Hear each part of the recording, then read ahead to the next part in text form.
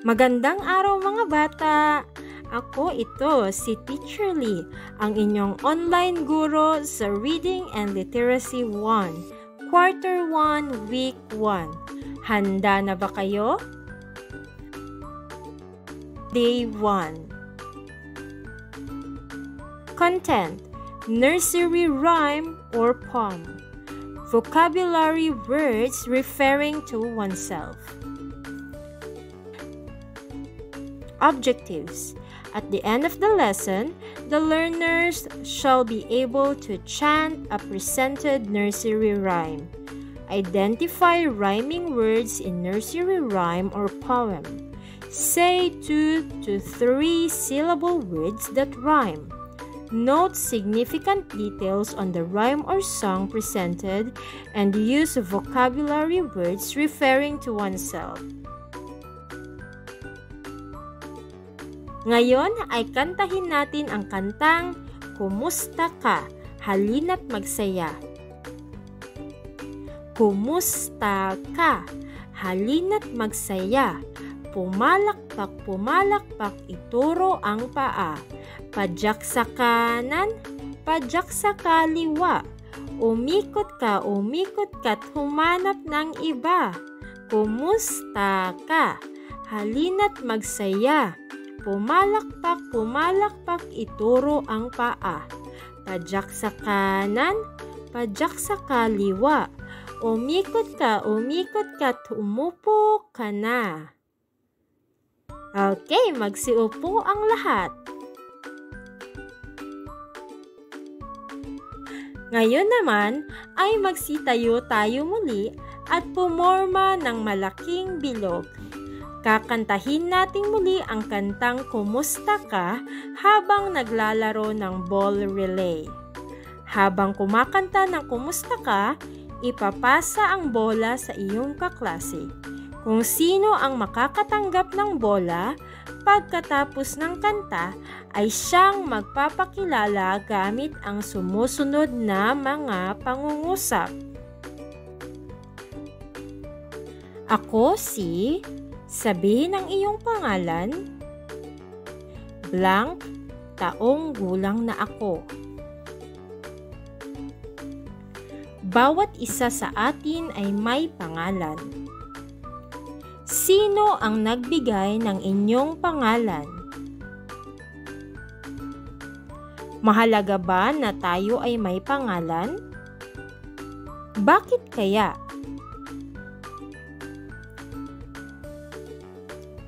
Babasahin ko ang tula. Tula. Tinay ang aking ngalan. Bigay ni nanay at tatay. Ang aking pangalan ay mahalaga. Sa bawat isa'y may halaga.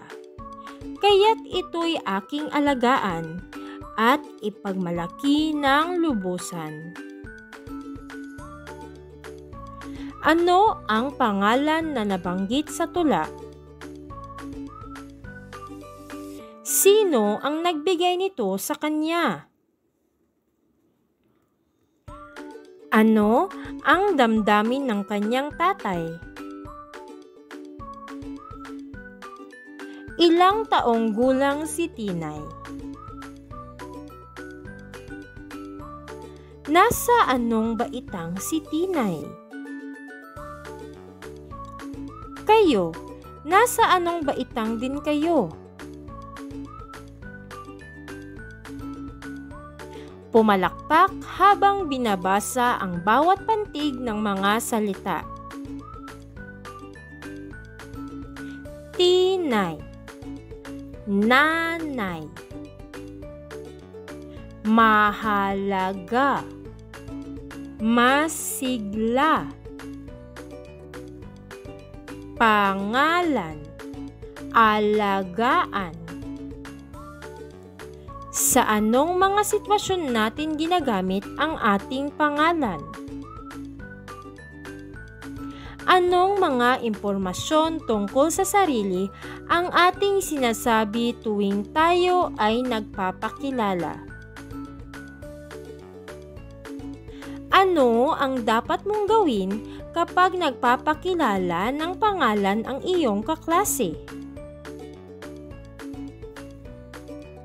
Karapatan ng bawat batang Pilipino ang mabigyan ng pangalan. Ang paggalang sa pangalan ay pagpapakita rin ng respeto sa sarili at mga magulang na nagbibigay nito. Igalang ang iba sa pamamagitan ng wastong pagbanggit ng kanilang pangalan at hindi pagbibigay ng anumang katawagan na nakakasakit ng kanilang damdamin.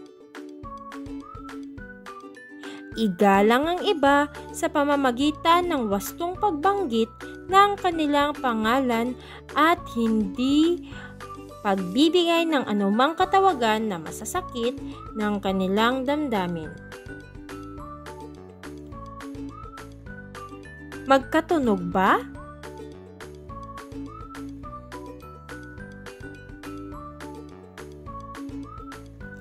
Ako, sila.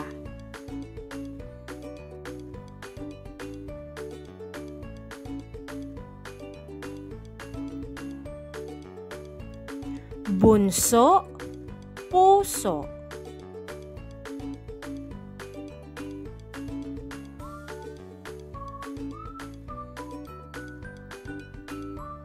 Ate, kuya.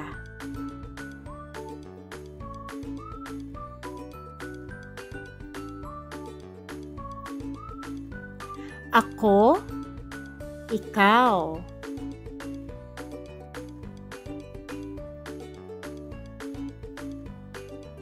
Masaya, kasama.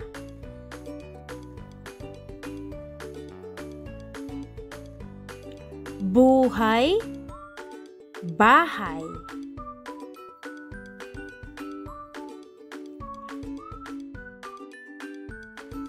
Pangalan, magulang.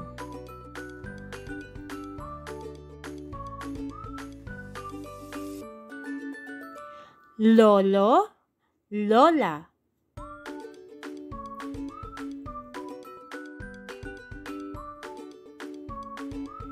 Pamilya, masaya.